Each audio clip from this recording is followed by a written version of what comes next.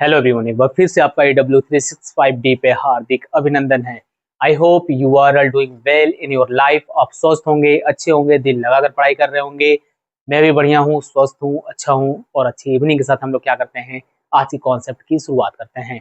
My dear friend, जैसा कि आप जान रहे हैं कि यहाँ पे वर्ब के कॉन्सेप्ट में आपको डेली बेसिस पे कहीं ना कहीं जो यहाँ पे आपके ऑक्सिलरी वर्ब के बारे में डिस्कशन की जा रही है, उसी केस में आज हम लोग देखेंगे कि यूज टू एक्चुअल में होता क्या है, कैसे इसका किसी भी सेंटेंस में एरर फाइंड देगा, कैसे हम किसी भी सेंटेंस में इसका करेक्ट वे में यूज करेंगे। आज हर एक्सप्लेनेशन और हर एक इसके डिटेल्स हम लोग क्या करेंगे, इसके बारे में हम लोग यहाँ पे बहुत ही अच्छे तरीके से एक्सप्लेनेशन देखेंगे। लास्ट क्लास में मैंने आपको बताया था कि use of ought to, actual में ऑट टू होता क्या है, कैसे किसी सेंटेंस में उसे एरर आएंगे। अगर आपने अपनी लास्ट क्लास अगर आपने अभी तक नहीं लिया है तो उसका लिस्ट आप जाइए प्ले लिस्ट AW365D के, वहां से सर्च करिए, वर्ब की क्लास में आपको मिल जाएगा। और वहां से आप देखिए कि use of ought to high level तक मैंने कैसे उसको एक्सप्लेन किया, कैसे आपके एग्जाम तक एरर फाइंड करवाएगा, उसके बारे में मैंने यहाँ पे डिटेल एक्सप्लेनेशन दे दी है। आज भी हम लोग वही सीखेंगे। अगर आप पहली बार यहाँ पे जुड़े हुए हैं ना, तो जो मैंने यहाँ पे क्वेश्चन लेकर आया है, यहाँ पे मैंने 6 क्वेश्चन लेकर आया है। और यहाँ पे जो आपको कॉन्सेप्ट में बताऊंगा, सबसे तगड़ा आपका यही है कि कॉन्सेप्ट अगर जो मैं बताऊंगा, अगर जो बच्चा ये सीख गया ना, तो फिर ये क्वेश्चन को उड़ा देगा। क्योंकि यहाँ पे W365D की एक ही खासियत रही है, आप कोई भी क्लास देख लीजिए माय डियर स्टूडेंट, चाहे वो कितना ही तगड़ा क्यों ना कॉन्सेप्ट हो, चाहे कितना ही तगड़ा क्यों ना कॉन्सेप्ट हो, या अपने आप में कितना ही वो तुर्रम खान हो कॉन्सेप्ट, सबसे पहले यहाँ पे आपको कॉन्सेप्ट ही एक्सप्लेन की गई है। देन आफ्टर आपको क्वेश्चन पर लेकर मैं गया हूँ और वहां पे आपने खुद क्वेश्चन को सॉल्व किया है। और जो बच्चा यहाँ पे जुड़कर यहाँ की क्लास लिया है, उसको वास्तव में पता होगा कि AW365 पे चीजें पढ़ाई गई है, बताई गई है, उसकी यहाँ पे वेटेज क्या है, वो आपको खुद फील हो जाएगा। अगर आप मुझे पहली बार सुन रहे हैं ना, तो एक बार आप छोटे भाई मानकर या फिर बड़े भाई मानकर, अगर जो भी बच्चा यहाँ पे पढ़ रहा है, आप मुझे एक बार फॉलो करिए इंग्लिश ग्रामर में और देखिए, कोई भी बुक उठाइए, क्वेश्चन सॉल्व करिए। अगर नहीं होगा तो आप उसी समय क्या करिएगा, यहाँ से स्किप करके किसी बढ़िया प्लेटफॉर्म पे जाके आप क्या कर सकते हैं, पढ़ सकते हैं। यहाँ पे ओपन एकदम मैं बोलता हूँ, क्योंकि यहाँ पे डरना नहीं है माय स्टूडेंट। जो भी यहाँ पे जुड़े हैं और इंग्लिश से डरते हैं, लोग भाग जाते हैं कि यार ये कैसे चीजें होंगी। कॉन्सेप्ट ऑफ यूज्ड टू, सबसे पहले ये देखिए माय स्टूडेंट, जो यहाँ पे मैंने यूज टू लिखा है, ये होता है क्या है, किसी भी सेंटेंस में सबसे बड़ी चीज है, ये पास्ट हैबिट को क्या करेगा, या पास्ट स्टेट को, यानी जो आपका पास्ट में जो एक्शन होगा, ठीक है, उसको क्या करेगा, पास्ट स्टेट को क्या करेगा, ये यहाँ पे शो करेगा। यानी कि जो यूज टू है वो क्या बताएगा, वो पास्ट हैबिट को बताएगा, यानी कि बीते हुए हैबिट को क्या करेगा, ये बताएगा। ठीक है, जैसे मेरी दादी माँ क्या करती थी, वो सुबह में टहला करती थी। ठीक है, मैं क्रिकेट में क्या किया करता था, चौका मारा करता था। इस तरह से इसकी कुछ मीनिंग आएंगी, यानी कि पास्ट आपके हैबिट को बताएगा। लेकिन मुझे ये नहीं सीखना है, ये पास्ट हैबिट को बताएगा। हम इसके बारे में जब आपको एग्जैक्ट इसका रूल अलग पढ़ाएंगे ना, जिसको बोलते हैं कि आप स्पीकिंग के लिए कैसे यूज करेंगे, तो वहां पे इसका यूज ज्यादा होता है। लेकिन आपको इंग्लिश ग्रामर में जो क्वेश्चन देगा, फिल इन द ब्लैंक देगा जो बोर्ड में, उसकी कॉन्सेप्ट अलग है मेरे भाई। और वहां पे मैं इस रूल्स को एक कुएं में से जैसे पानी छान कर लाते हैं ना, मैंने वहां पे इसके कॉन्सेप्ट को मैंने एक छान कर लाया हुआ है। और मैं आपके सामने अभी इतने में ही लिखूंगा उसको, और इतने में ही मैं आपको इस कॉन्सेप्ट को क्या करूंगा, इतने बेहतरीन तरीके से समझा दूंगा। ये जो क्वेश्चन आप देख रहे हैं ना, इसको आप ऐसे ही उड़ा डालोगे। तो चलिए कॉन्सेप्ट तरफ चलते हैं और देखते हैं कि ये पास्ट हैबिट पास्ट स्टेट को शो करता है, यूज टू, कोई दिक्कत नहीं है सर, आगे चलिए। अब जैसे यहाँ पे बात आएगी my dear student use to की, ठीक है, इसके साथ आप क्या करोगे, हमेशा वर्ब का फर्स्ट फॉर्म लगाओगे। ये पहला रूल्स लिख लो, हमेशा आप क्या करोगे, ये रूल्स नंबर आप क्या करोगे, फर्स्ट लिखोगे कि यूज टू के बाद वर्ब का फर्स्ट फॉर्म आएगा। सर एक मुझे यहाँ पे बता दीजिए कि क्वेश्चन, यहाँ पे क्वेश्चन बेस्ड ऑन कैसे रहेगा, यहाँ पे जो आपका क्वेश्चन रहेगा उसमें क्या क्या चीजें हम लोग को प्रॉब्लम आ सकती है। जो बेस्ड ऑन क्वेश्चन होगा उसमें देखिए आपको क्या क्या चीजें ध्यान में रखना है। पहला पॉइंट ये है माय स्टूडेंट कि यहाँ पे यूज टू के बाद यहाँ पे ब्यूटू फॉर्म का क्या करेगा, यूज कर देगा, जो कि क्या होगा, रॉन्ग होगा। ठीक है, इस पहले पॉइंट को आप लिखिए। ठीक है, पहले पॉइंट को लिखिए, यानी कि हमेशा आप क्या करोगे, यूज टू आया तो हमेशा व्यूअर फॉर्म लिखोगे। ठीक है, और टू क्या कहता है माय डियर स्टूडेंट, जरा ध्यान से देखिएगा कि जितने भी यहाँ पे यूज टू अगर कहीं पे लगे हैं, तो इसके साथ अगर मॉडल एक्सिलरी वर्ब की बात की जाएगी, मॉडल एक्सिलरी वर्ब की अगर यहाँ पे आप बात करते हो, तो my dear student use to के बाद, ठीक है, यहाँ पे मॉडल एक्सिलरी वर्ब जो आपका होगा ना, इसके हेल्पिंग वर्ब को लेके एज ए हेल्पिंग वर्ब या फिर एज ए इंट्रोगेटिव सेंटेंस से रिलेटेड करवाकर आपका क्या करेगा, एरर फाइंड करवा देगा। इंट्रोगेटिव कॉन्सेप्ट में या फिर हेल्पिंग वर्ब के कॉन्सेप्ट में मॉडल एक्सिलरी वर्ब के साथ ये क्या करेगा, यूज टू के साथ गेम खेलेगा। कहने का मतलब ये है माय स्टूडेंट की अगर कहीं पे भी आप देखते हो कि यहाँ पे आपका एक्सिलरी वर्ब यहाँ पे जो है आपका, जिसमें आपका प्राइमरी भी आता है, जिसमें आपको देखने को मिलेंगे आपके यहाँ पे वर्ब टू टू जो देखने को मिलता है, डिड देखने को मिल गया, तो आप उसके टेंस पे जाइएगा। टेंस पे जाइएगा तो वहाँ पे यूज टू का जो फॉर्म है ना वो चेंज हो जाता है। जैसे अगर मैं पास्ट इंडिफिनिट की बात करूंगा तो उसके जैसे ही आप निगेटिव इंट्रोगेटिव में जाते हो तो हेल्पिंग वर्ब डिड लगाते हो, उसके बाद सब्जेक्ट, उसके बाद वर्ब का फर्स्ट फॉर्म लगाते हो, तो वहां पे वो चीजें याद रखिएगा। हैव हैज हो गया तो वहां पे थर्ड फॉर्म लगेगा, इस चीज को आप याद रखिएगा, ठीक है। ये आपको चीजें समझनी पड़ेंगी, है ना। उतना डिटेल्स में वहां पे टेंस पढ़ाने नहीं जाऊंगा, टेंस आप बढ़िया से पढ़िए अच्छे से। यहाँ पे EW365D पे उसका एक्सप्लेनेशन दी गई है, आपको टेंस अच्छे से पढ़ सकते हैं। नेक्स्ट कॉन्सेप्ट क्या होगा हमारे स्टूडेंट कि अगर किसी भी सब्जेक्ट के बाद, एकदम बढ़िया पढ़िएगा अच्छे से देखिएगा, किसी भी सब्जेक्ट के बाद अगर यूज टू है तो उसके बाद आप V1 फॉर्म लगाओगे ही लगाओगे, जितिया जाएगा, ठीक है। एकदम पूरे रूल्स को लिखते जाइए, जितने भी मैं बॉक्स में लॉक कर रहा हूँ ना, सबके सब रूल्स लिखिए, मजा आएगा। फिर उस पर क्वेश्चन भी करेंगे, उसके नीचे आप अपना बढ़िया से नोट्स अच्छे से बना सकते हैं। ये तो मैं बताया, और भाई मैं एक रूल्स लिखता, फिर उसके बाद मैंने एक एग्जांपल लिखता, फिर एक रूल्स लिखता, एग्जांपल लिखता, मजा नहीं आता। वो ऐसे होता है कि लिख लिख कर मैं आया हूँ और आपको मैंने चीजें बता दी।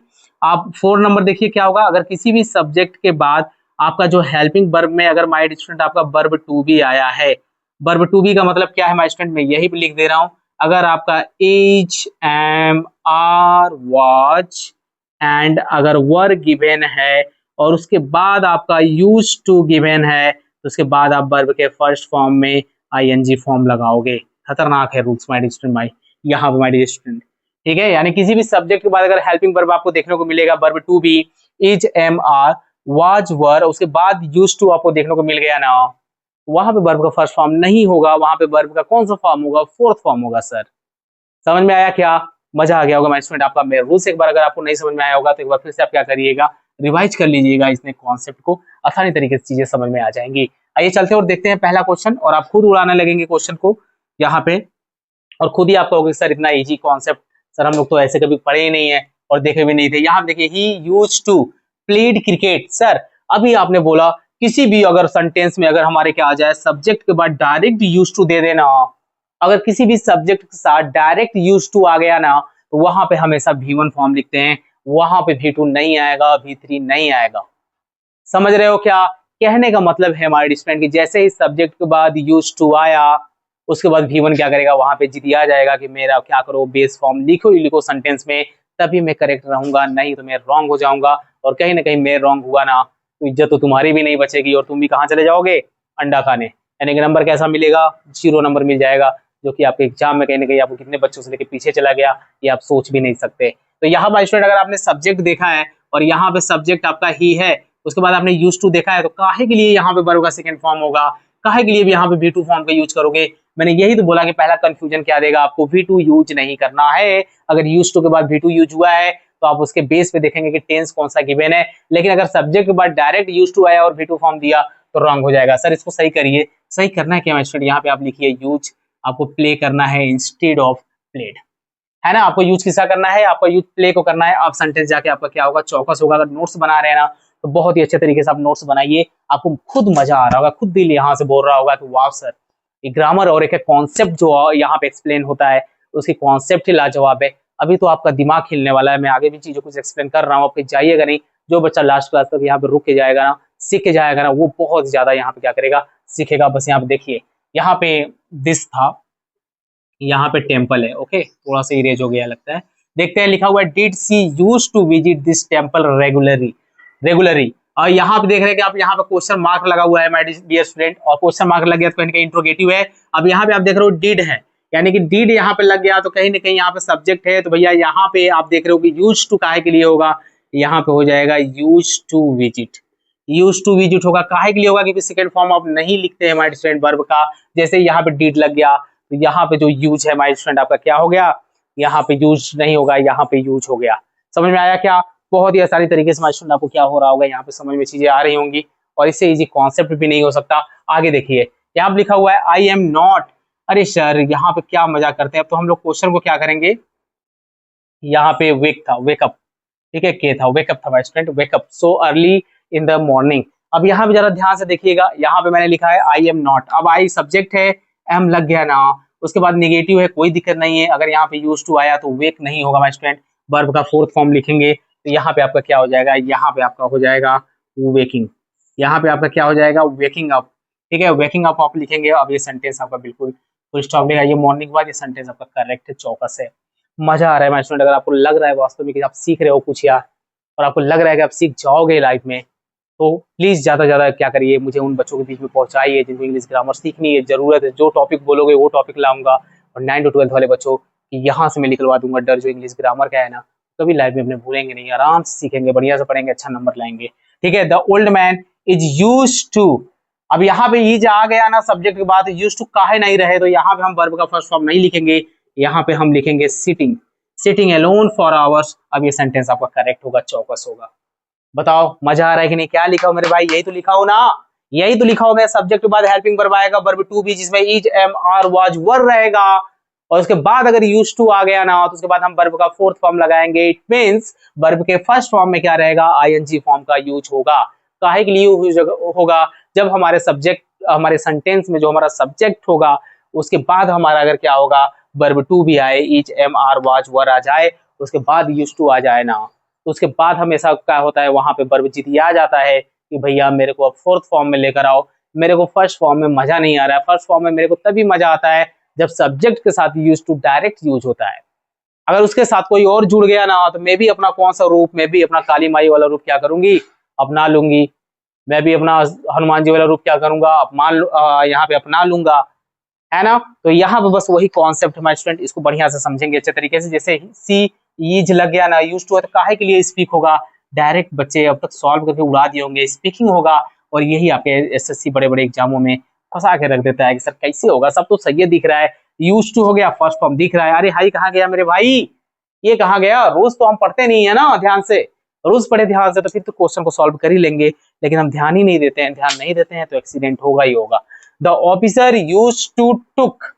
अब मेरे भाई पूरी दुनिया को पता है ये बात, ये पूरी बात दुनिया को पता है कि सर ये हमारा सब्जेक्ट है, और उसके बाद डायरेक्ट यूज टू आ गया, तो वर्ब का कौन सा फॉर्म, वर्ब का फर्स्ट फॉर्म आएगा। सर आपने चिल्ला चिल्ला कर यहाँ पे हमें बताया है, हमें सिखाया है, यहाँ पे आपने लिखा भी है, तो काहे के लिए टूक होगा, यहाँ पे होगा टेक। और बाकी पूरा सेंटेंस आपका सही है, चौकस है, और यहाँ पे आप क्या करिए, फुल स्टॉप लगाइए।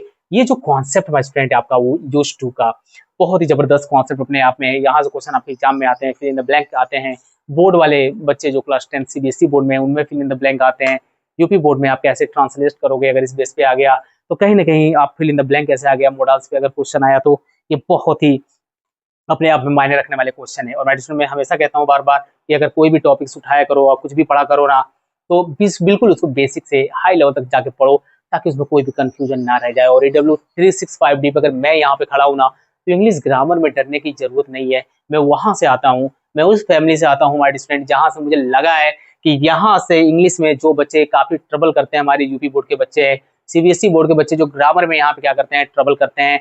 एक्चुअल में जितनी चीजें पढ़ानी चाहिए एक टीचर के द्वारा, वो चीजें बच्चों को नहीं मिलती है। मुझे पता है कि बच्चों को उतना ही पढ़ाओ जो उतने एग्जाम से रिलेटेड हो। मेरे भाई अगर मैं बुक की चीजें बुक तक ही सीमित कर दूं, आप उस पर कुछ सर्च ना करके कुछ एक्स्ट्रा चीजें बच्चों को नहीं बताओगे, तो बच्चे का नॉलेज बढ़ा कहाँ से मेरे भाई, बढ़ा कहाँ से मेरे भाई। इसीलिए मैं कहता हूँ कि कहीं ना कहीं अगर आप एक बेहतरीन तरीके से अगर अपने आप को क्या करना चाहते हो, एक चीजों में ढालना चाहते हो, अगर आप स्टूडेंट हो और पढ़ना चाहते हो, तो बिल्कुल उसके डीपली तक जाइए और वहां तक पढ़ के आइए जहां तक कोई दूसरा सोचा भी ना हो, तब तो आप किसी से अलग होंगे।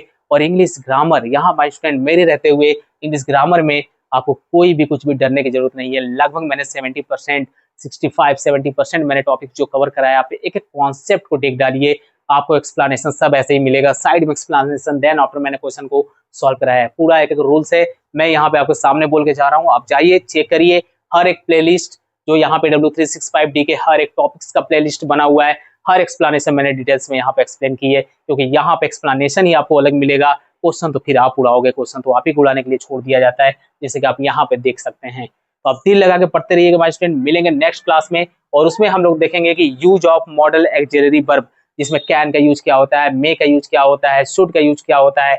इसको पढ़ाने के बाद, इस पे फिल इन द ब्लैंक करने के बाद माय स्टूडेंट मैं आपको पढ़ाऊंगा मार्जिनल वर्ब, जिसमें है use of dare, use of need, जिसमें न केवल आपके एकेडमिक क्लास बोर्ड के बच्चों के लिए ये जरूरी है, बल्कि कंपटीशन के एग्जाम में कहीं ना कहीं एक नंबर क्वेश्चन आपको देखने को मिलेगा ही मिलेगा। वैसे मैंने इस पे क्वेश्चन इसमें मैंने पढ़ा रखा है, लेकिन और भी ज्यादा एग्जाम्पल के साथ, एक और बेहतरीन एक्सप्लेनेशन के साथ मैं use of need and use of dare क्या होता है किसी भी सेंटेंस में, एकदम एक्सट्रीम लेवल, हाई लेवल पे मैं आपको बताऊंगा। बस आपको मेरे साथ बने रहना पड़ेगा और मेरे ऊपर ट्रस्ट करना पड़ेगा। आप दिल लगा के पढ़ते रहिए, लाइव में आगे बढ़ते रहिए। मिलेंगे नेक्स्ट क्लास में, तब तक के लिए ऑल द बेस्ट।